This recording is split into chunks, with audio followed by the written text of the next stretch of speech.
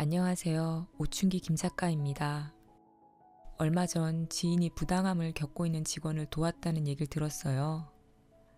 어른이 되고 나의 세상이 점점 커질수록 용기를 낸다는 건 참 쉽지 않죠? 좋은 어른이란 어떤 걸까요? 제가 고등학교 때 변로인 경험을 한 적이 있는데요. 20년 전 얘기니까 이제 편하게 얘기해도 되지 않을까 싶어요. 그때 담임 선생님이 수업 예시나 성향이나 성적인 쪽으로만 푸는 아무튼 그런 분이셨는데 수학여행에서 사건이 생겼거든요. 저희 반이 장기자랑을 준비해 갔는데 사회자분이 어쩌다 놓치셔서 그냥 그렇게 지나갔는데 그게 그렇게 화가 나셨는지 술을 잔뜩 드시곤 술병을 들고 학생들 방으로 올라오셨어요. 원래도 굉장히 무서웠던 분이라 겁에 질린 애들은 최대한 벽에 붙어 앉아 있었고 그분은 술병을 들고 방 중앙에 앉아서 한두 명씩 학생들을 부르기 시작했어요. 호명당한 어떤 친구한텐 넌 내 딸 같고 아내 같고 애인 같다는 더러운 소리를 하기도 했고 어떤 친구는 찢어진 청바지 사이로 손가락을 넣었다고도 했고요.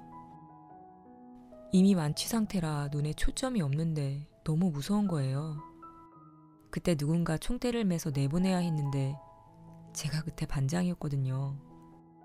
그래서 제가 억지로 끌어서 현관까지 갔는데 보통 유스 호스텔이 방문을 다 닫으면 현관에 되게 작은 공간이 생기잖아요. 둘뿐인 그곳에서 제가 벌벌 떨면서 취하셨으니까 그만 돌아가시라고 그 큰 어른을 밖으로 밀어내는데 술 취해서 힘도 세진 그 큰 어른이 제 손목을 붙잡더니 자러 가자며 질질 끌고 가려는데 그때 공포감이 얼마나 큰지 숨이 안 쉬어지더라고요. 고작 17살인데 얼마나 무서웠겠어요. 근데 겨우 뿌리치고 방에 들어갔더니 어떤 친구가 자기 신발을 신고 갔다고 다시 쫓아가서 신발 갈아 신기고 아무튼 다음날 술이 깰 리가 없던 그분은 본인 엉덩이도 보여주면서 이곳저곳에서 계속 추행을 했어요. 너무 무서운데 화가 머리 꼭지를 돌려버리더라고요. 왜냐면 평소에도 저를 닭 잡듯 잡았거든요. 아마도 반장인 제가 촌지를 안 줘서 그랬던 것 같아요.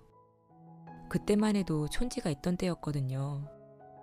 눈치는 계속 주는데 모른 체 하는 제가 얼마나 보기 싫었겠어요. 모든 사건을 다 말할 순 없지만 그날 밤 핸드폰이 있는 친구들이 집에 전화를 해서 부모님들이 알게 됐어요. 그때가 2002년이었으니까 참 순진한 시절이었거든요. 지금 같았으면 영상 찍어서 SNS에 올리고 아주 난리가 났을 텐데 그땐 그런 건커녕 핸드폰도 다 있던 시절이 아니었으니까요. 저도 없었고요. 아무튼 이 일로 학교가 뒤집어졌고 학부모들이 들고 일어났어요. 그런데 사람 사는 사회가 다 그렇듯 두 개로 나뉘어지더라고요. 저런 선생은 쫓아내야 한다랑 내신에 지장 있으면 어쩌나 조용히 넘어가지 이렇게요. 둘 다 이해가 갔어요. 근데 그러면서도 좀 깜깜했어요. 왜냐면 그때 저희 집이 좀 어려웠는데 엄마가 허리 수술까지 하셔서 회복을 하셔야 했거든요. 근데 명색이 반장 엄마니 총대를 매야 되는 거예요. 결국 이런 딸 때문에 엄마는 복대를 차고 밤마다 학부모들한테 사인 받으러 다니고 모임 참석하고 고생을 많이 하셨어요. 아무튼 그때 어른들을 보면서 정말 많은 생각을 했어요. 수업 땐 정직을 외치지만 정말 외쳐야 할 땐 침묵하고 오히려 우리를 설득하려고 했던 어른들. 학생을 위한 기관이라고 하면서 학생들에겐 눈 감았던 어른들. 이념이 행동 그리고 성품과 같을 순 없구나. 그런 생각을 했어요.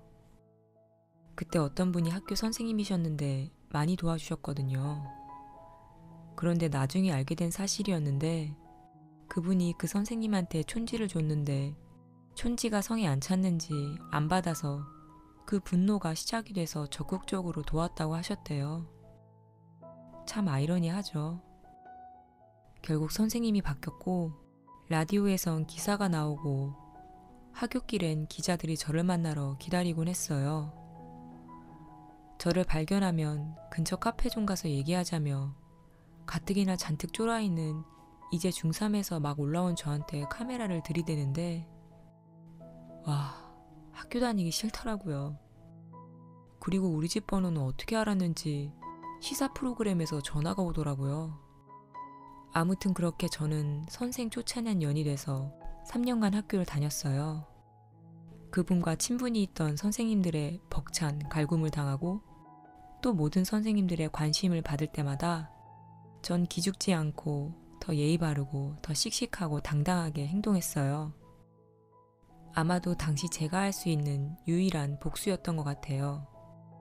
그때 상황과 이해관계 때문에 적극적으로 도와주지 않은 분이 대부분이었는데 돌이켜보니까 큰 힘이 되었던 선생님들도 계셨어요. 그 상황에 직접적으로 개입하진 않으셨지만 항상 기다려주시고 존대해주시고 존중해주셨어요. 그래서 안전함을 느끼고 깔깔거리면서 지냈던 것 같아요. 약자를 위해 싸우는 어른도 그런 약자가 일상을 유지할 수 있게 품어주는 어른도 누가 더 좋은 어른이라고 할 것 없이 둘 다 좋은 어른이구나 싶었어요. 시간이 지나니 이런 얘기도 편하게 하는 날이 오네요. 오래된 얘기였지만 저의 얘기를 들으시고 또 그때 제가 했던 생각들을 들으시면서 저도 여러분들도 좋은 어른에 대해 한 번쯤 생각해 보셨으면 좋겠어요. 부족한 부분이 있다면 채워가면 되고 실수를 했다면 줄여가면 되겠죠. 완벽한 사람이 어디 있겠어요. 용기가 없는 것 같다고 생각하신다면 앞장서 싸우는 어른도 좋은 어른이지만 뒤에서 묵묵히 상처를 보듬어주는 어른도 귀하고 소중하다는 걸 아셨으면 좋겠어요. 하지만 이런 저도 언젠가 꼰대가 되겠죠. 때론 선입견과 가치관의 차이로 모두에게 좋은 어른이 되지 못할 수도 있겠지만 그 선입견과 다른 가치관 속에서도 기다려주고 곁에 있어주는 어른이 최소한 그런 어른은 돼보려고요. 우리 좋은 어른이 됩시다. 좋은 어른이 어렵다면 어제보단 좋은 어른이 돼봅시다. 그럼 여러분, 안녕.